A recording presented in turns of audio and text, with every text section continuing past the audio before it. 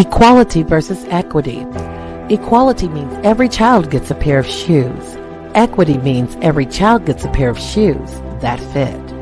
That means every school district has to meet every student's individual needs. I'm Jerry O'Green with the Black Student Advocate. We advocate for black employees and black students within the K-12 school districts. We hold school districts accountable to make sure that black students and employees are in a fair and equitable workplace.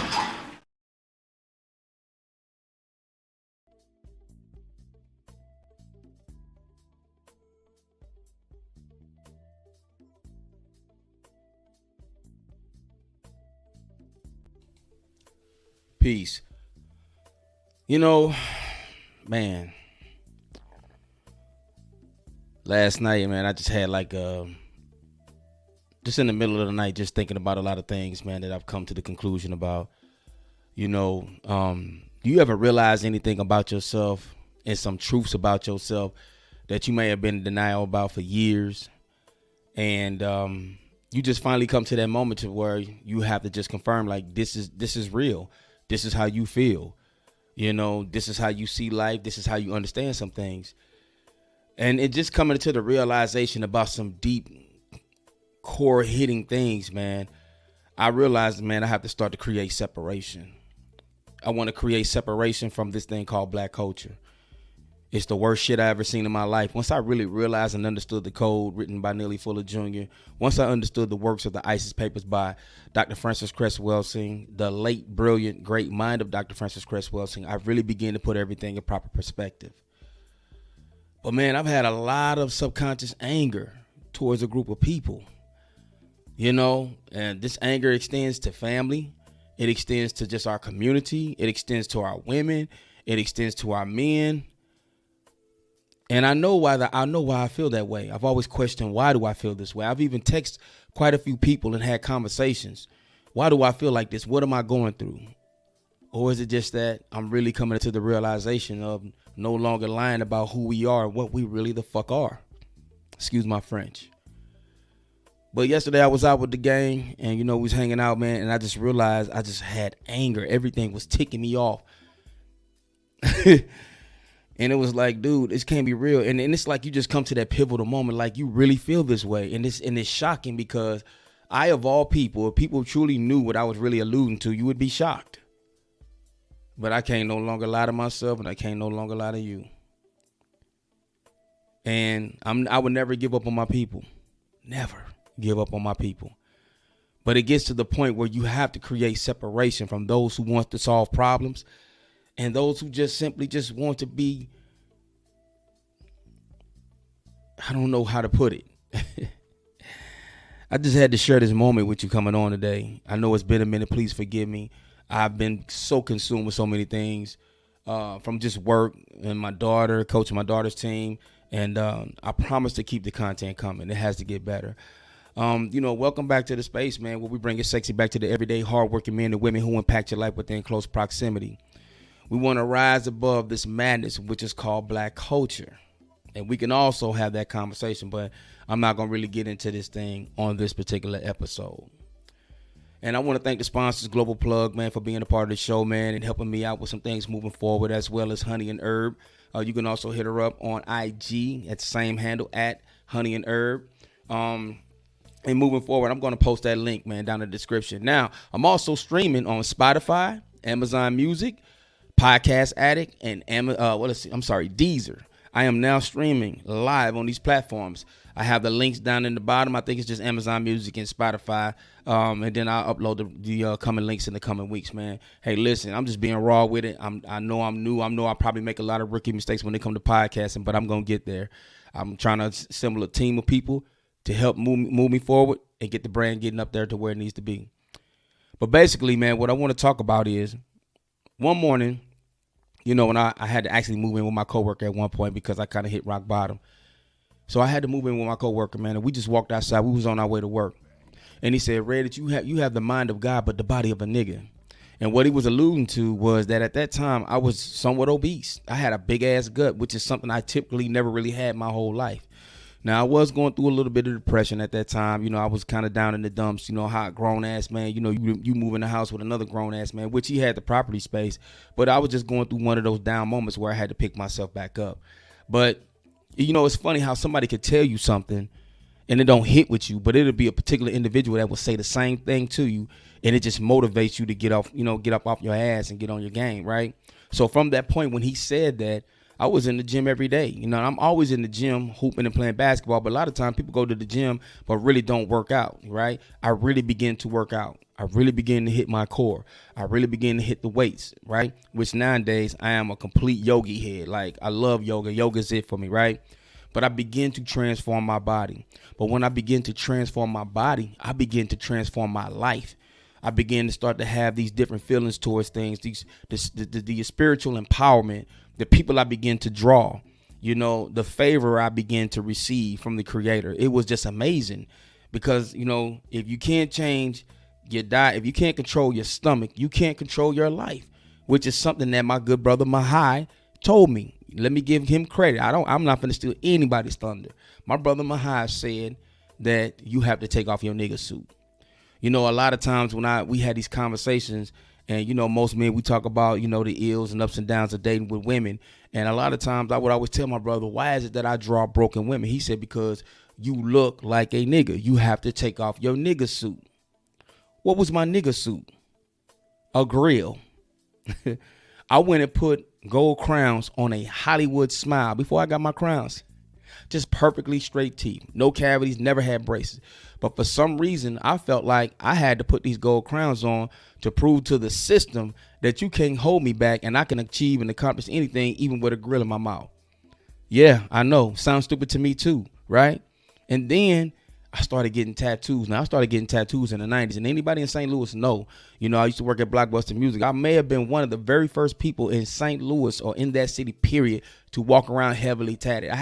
Wasn't seeing anybody else with tattoos like that. I had all over my arms, all over my chest, all over my legs, right? I didn't see this in St. Louis. People were not wearing sleeves in St. Louis back in the 90s, right? But when you start to think about these things, what's the subconscious aspect of why you're doing these things, right? So what is a nigga suit? A nigga suit is pretty much the consumption of our appearance as a people.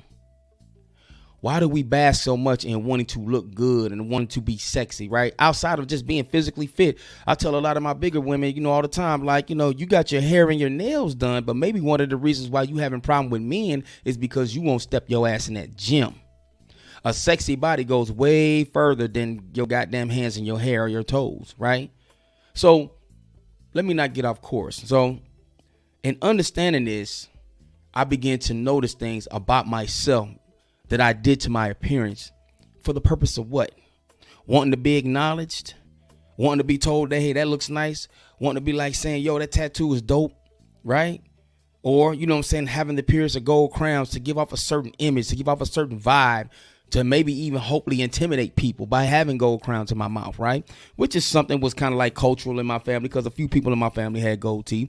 And then, you know, in St. Louis, we were always walking around with them. But see, in St. Louis, we didn't call them grills. We didn't call them crowns. Anybody from the Lou knew that we call gold teeth gangsters. That's what we called them. You go to St. Louis, you got a grill. Somebody going to be like, yo, you got them gangsters in your mouth, because this was the indication, right? But when I really begin to think about the nigga suit, the stuff that black people do to themselves and to their bodies that is completely unnatural, is almost mind-blowing to me. What is so bad about beautiful brown melanin skin where I had to put ink on it to say, you know what, this is body art. I want to be tatted. But when I heard a lecture from Dr. Frances Cress Welsing, she was talking about how black people had a monkey see, monkey do mentality. Now, when I was younger, I did listen to rock and roll music. I was heavily influenced because I went to a Christian private school, right? So I kind of followed the culture. However, I wanted tattoos because I thought tattoos would enhance my look. But Dr. Frances Cress Welsing said the Creator didn't make no mistake with you. So what is wrong with brown, beautiful melanin skin with no ink on it? And where that came from is when she was breaking down the psyche of the European when they call it body art, because pale skin was just bland and it had nothing to it. So they began to put markings on their body to make it more appealing, make it more attractive, putting artwork on it and call it artwork. But when I really thought about it, this made so much sense to me. Had I known this, had I understood this, I would not have one single tattoo on my body. Most people who are getting tattooed don't even know the history. They don't even know where it came from.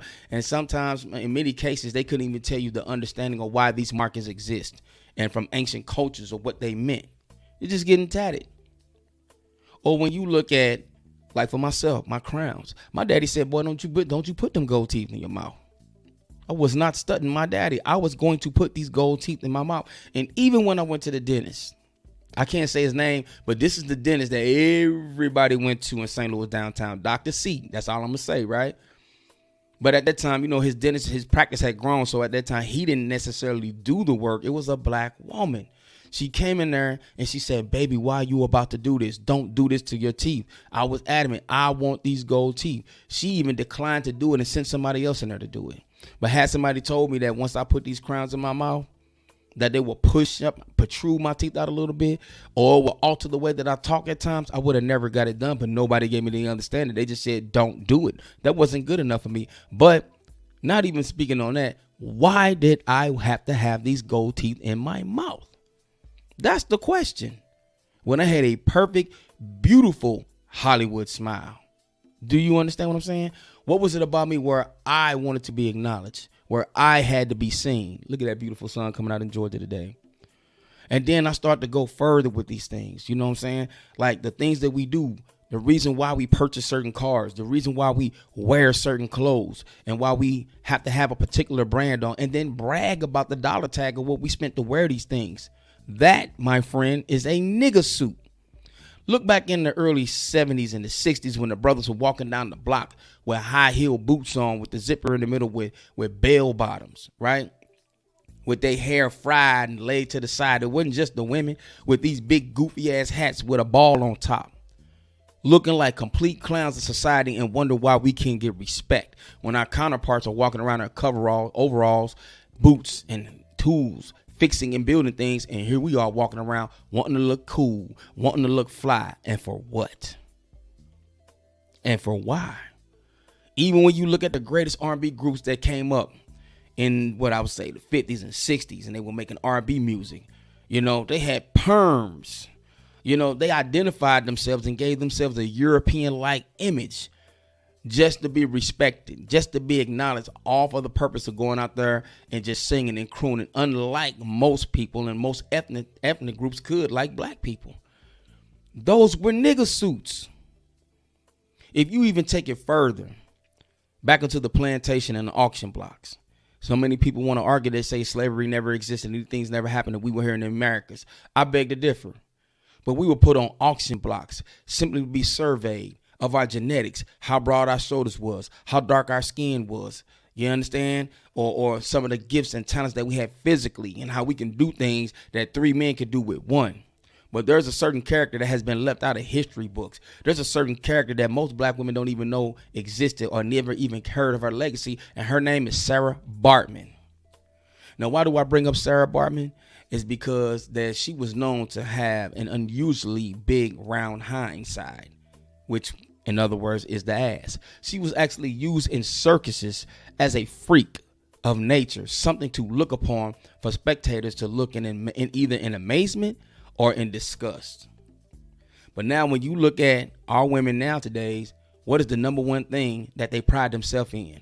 Having an ass, walking around society half-ass naked, getting BBLs, getting these these weaves, getting these long ass nails, getting these long ass eyelashes. And I'm here to tell you, my friend, that is a nigga suit. My daughter always come complaining to me all the time. Daddy, I don't understand. These young men out here, I don't know. I hate niggas. I hear black women say this shit all the time. And what's the first thing that you do? You go to the nail shop. You go to the hair salon, you wear clothes, and you go get your ass chopped on if it ain't big enough as a BBL to do what? Draw the attention of a nigga. Take off your nigga suit. Black man, take off your nigga suit. Walking around with these big ass space boots and shit What is that for? What's the purpose of that? Who told us? See, it's nothing wrong. Cleanliness is next to godliness, right? But there's a certain level of vanity that we're hitting every day. And I'm trying to figure out, what is the purpose of this? What is it about you where you have to bask and dine in this look by the things that you do to your body, certain clothes that you wear, or the way that you alter your very own appearance? And for what? Just for somebody to look at you and acknowledge you for what? What problems do you solve? What makes you significant and impact life every day? All because of what the fuck you look like. If that ain't the most shallowest shit, I don't know what is. And once I really began to mature into my own mind and really look at this shit in its purest context, I'm going to tell you something. I figured it out. You know how black people are walking around so loud in their appearance? We're adamant. We've made companies billions of dollars because we want to stand in line for a particular brand of shoe. We'll spend the top dollar for a high brand purse. We'll brag about the car that we drive or the restaurants that we eat, right? You know why black people are like this? Because outside of what we are physically, we don't solve no damn problems. We ain't running shit. We don't own anything. We don't call any shots. The world does not look upon us to solve problems. The world looks upon us for entertainment. And you know it's sad when some of these people I think of claim the fame. It's all about what they look like. I seen a video of a 65-year-old black woman bragging about her ass and how real it was. And it's amazing to me how you see these videos where it be like, my melanin popping, 56 wear, 74 wear. Listen, it's beautiful that black don't crack. It is. And it's amazing that some of us still look young in our 50s and 60s. But so fucking what? So you look good at 50. So you look good at 60. So you got an ass, ma'am. Now what? What does it mean? What is it for? Because at the end of the day, you a good looking individual, a non-white person in the concept called America, in complete bondage and submission to a system that is dominating you. And most of us look good on the outside, but are dying on the inside. Hiding it all up under a nigga suit. I'm asking you today, take off your nigga suit. Love who you really are. You understand? See, I know soon I'm coming into money. I know this. But when I do, you will never tell. You want to know why? Because I'm going to be like these rich folks out here. I'm going to look broke as fuck. Broke. An extension of everything will appear as I will be broke. And it works because, you know, I notice something when I'm out a lot. If I dress a certain way, or even there's been certain times where, you know, you may converse with a young lady and blah, blah, blah, and then you walk outside and they may not see you in a luxury car and the energy switch up and change. We got this thing about having a presentation that is not real, presenting ourselves into the society and world that is not real. But the only way we get attention and the only way that anybody acknowledges black people is when they wearing nigga suits. Or when they're entertaining. And usually when they're entertaining, they have on a nigga suit. And again, I could be simple and plain. I don't need to wear name brand clothes. I don't care about that shit. I could walk out the house simple and plain. But you know the one thing that I'm going to wear every day? And it's not something that you could just visually pick up on. It's not something that you could just visually read and can tell what it is. That's my intelligence. That's having a healthy body, right? I ain't never been one of these guys to wear a lot of jewelry. I ain't never been one of these guys to be flashy, right? But even being that, this never stopped me from getting a woman. A lot of times when most of our people are walking around with nigga suits on, you're compensating for something that you're lacking in. That's an absolute fact. And I'm trying to tell y'all, sisters, if you want a good man, if you want to attract a good man, take that bullshit off. We don't like it. And we're telling you this. And the first thing y'all want to say, oh, is you trying to control me. You don't like me for who I am. Right? And a lot of y'all end up marrying a beta male simp. Because that's all that's left. Because real true hitters, right? Real true hitters, we like intelligence. We don't like all that. You know, the more a woman, for me, the more a woman is done up, the less attention I pay to her. I don't like those nigga suits. And I'm working to take off my nigga suits. As you can see, I'm heavily tatted. Yeah, I have on a nigga suit. I have a crown in my mouth. I have on a nigga suit. When I was obese, I was wearing a nigga suit, right? You know, even when my self-esteem felt boosted because sometimes I may have rented a luxury car for the weekend to travel out of town or whatever, you know what I'm saying? And it made me feel more of an individual. That was a nigga suit. Or some people could say it's a nigga moment. Who are you really? And if a person pays attention to you, if a person looks at you, what are they looking at? And why should they look at you? And why should they acknowledge you? Why do you want to draw this type of attention to yourself?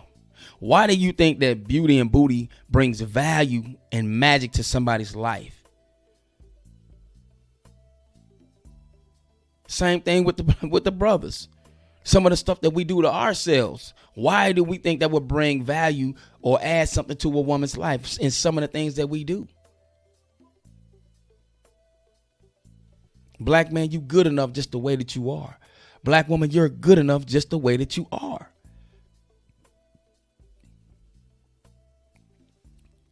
If you want to be attractive, become a problem solver.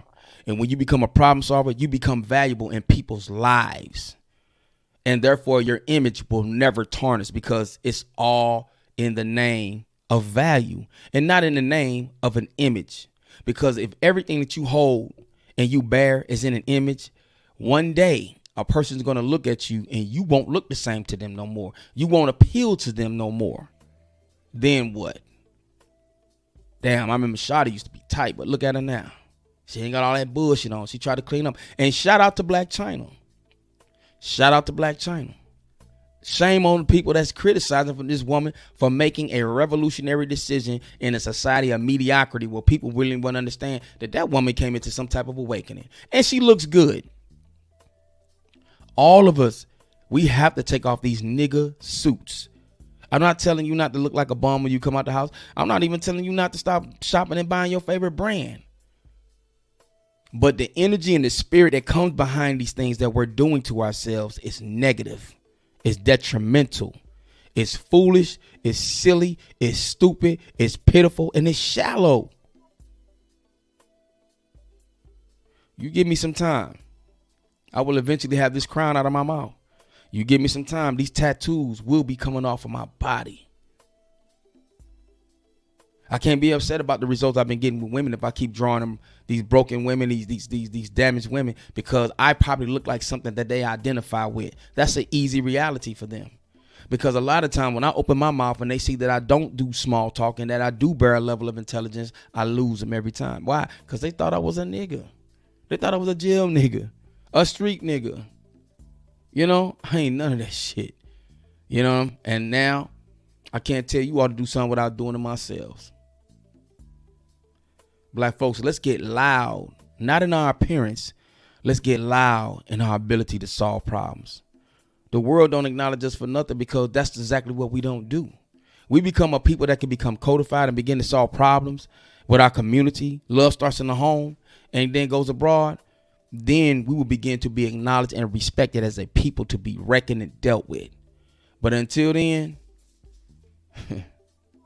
we them niggas, because we walking around looking like one. This system, this society has told us, and we've learned early, we have no value unless we have a look or entertaining people. We will not be acknowledged unless we have a look or entertaining people. And it just broke my heart to see a popular rapper walk out in a baseball game in Houston, Texas, and play into her image of having an ass, wiggling and shaking it out, walking into the mound. But the majority of our community championed that bullshit. They cheered that shit on.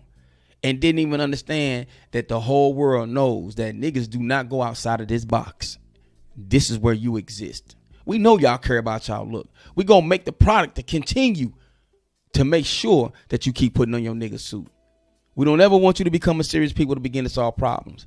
Some of the most valuable women I know in my life, some of the most valuable women who get me through a lot of situations, right?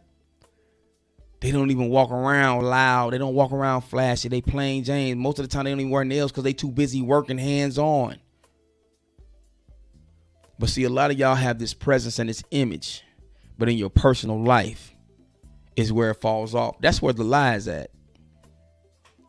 What you see is what you get right here. I'm not a perfect individual, right? I just have a platform to have a voice.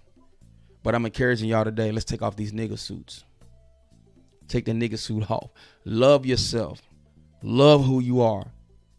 You understand? Brothers, if you balding, go on, cut that shit off. You ain't got to go get your hair sprayed black, you know. Just let it go, brother. Let it go. It's no big deal. You balding. You know what I'm saying? Sisters, you know what I'm saying? If you don't like the texture of your hair, continue to work on it all and maim it. But you know what? These lace front wigs are creepy as fuck to me. They scared. It's creepy to me. Like, what is it about yourself that you don't love to where you have to put on this image and these additives and all these things to add to your appearance just for somebody to look at you? And then we'll call yourself a bad bitch. Some of y'all guys will say y'all that nigga based on what you look like or tattoos or your height and muscles, but you don't solve problems. I'm constantly going to go back to solving problems. So had he never told me that morning, I probably never would have thought about truly what a nigga suit is.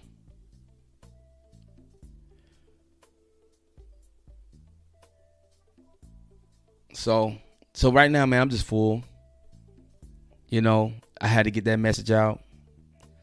But I'm full because of yesterday and creating the separation and feeling the way that I do about my community, my people, you know, the brothers, the sisters, people who have been sat in positions of power who never is going to help us to achieve change. And just being surrounded in a sea of mediocrity. I'm having a moment.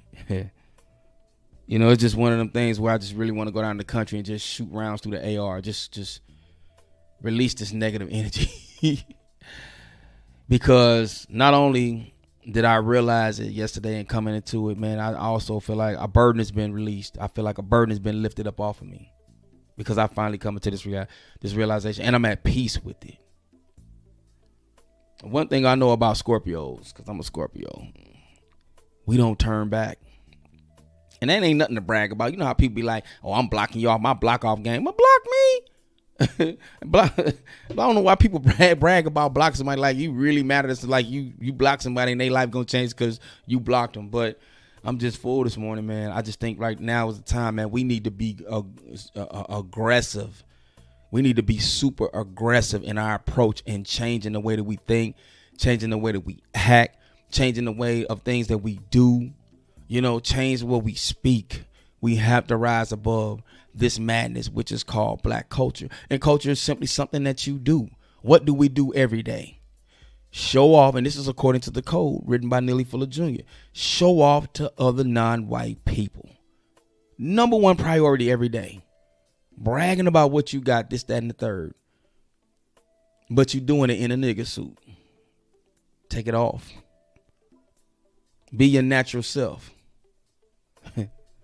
You know, everything else in life, we expect it to be what it is in its natural order.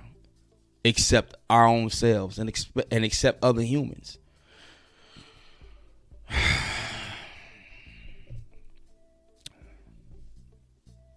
Well, let me know what you think, man. Comment down and put your comments down in the comment section. Let me know what you think, man. You know, am I on one? Does it make sense to you?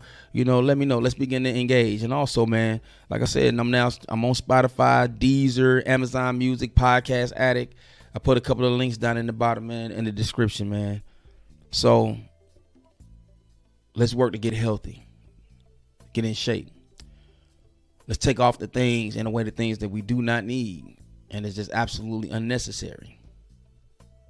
and love yourself. Going to get a BBL, ladies, ain't self-love. That's self-hate. Some of you guys are getting what they call a DDL now. That's not self-love. That's a major form of self-hate, man. Like, what? Love what you got, black man. It's not funny though. You know what I'm saying? You know, but just be who you are, black man. Let's get in shape, man. No gut gang. Let's get rid of these guts. Let's get healthy. All right. Let's take off the nigga suit of obesity, black men. Let's take off the nigga suit of beta-ness. You know what I'm saying? Soft shit. Let's take off that nigga suit of just being feminine and always wanting your woman to do everything for you. Let's take that nigga suit off. Or that nigga mind.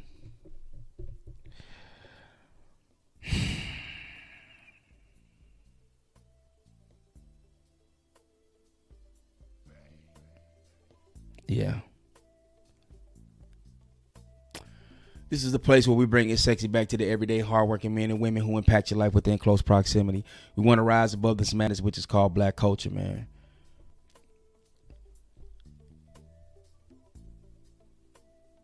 I'm full, boy. I'm just full right now.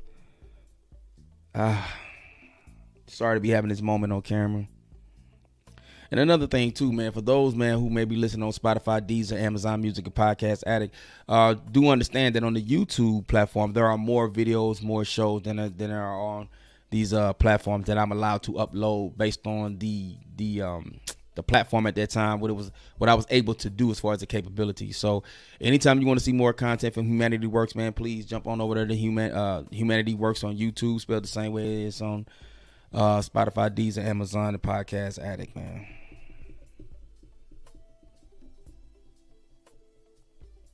I'm just no longer impressed with us anymore. I'm just not. I'm not. I'm trying.